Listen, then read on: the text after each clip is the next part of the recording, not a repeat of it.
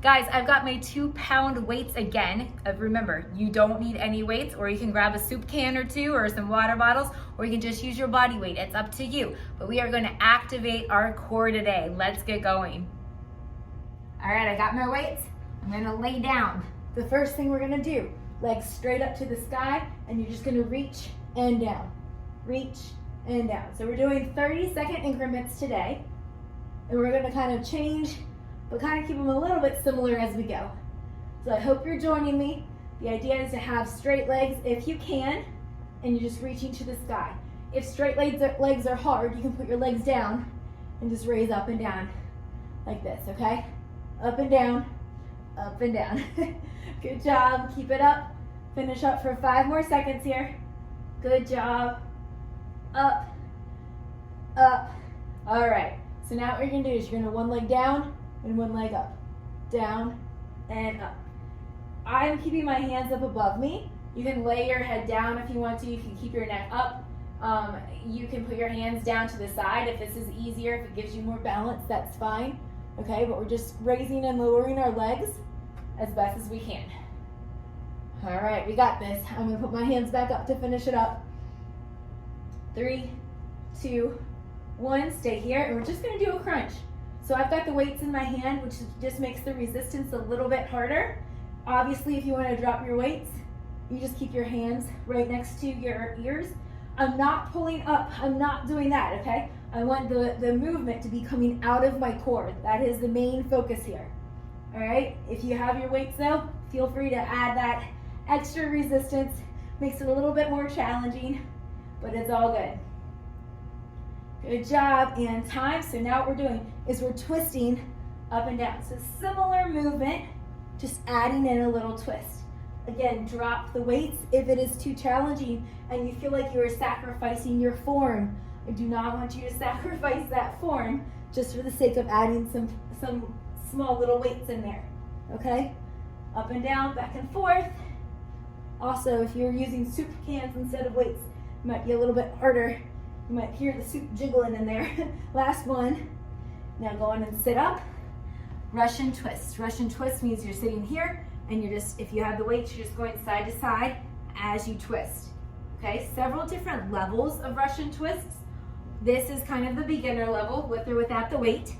If you can balance and raise your feet off of the ground, that increases the challenge and really puts that activation into the core. All right, back and forth. Back and forth. Last one, into the center. Lay back down.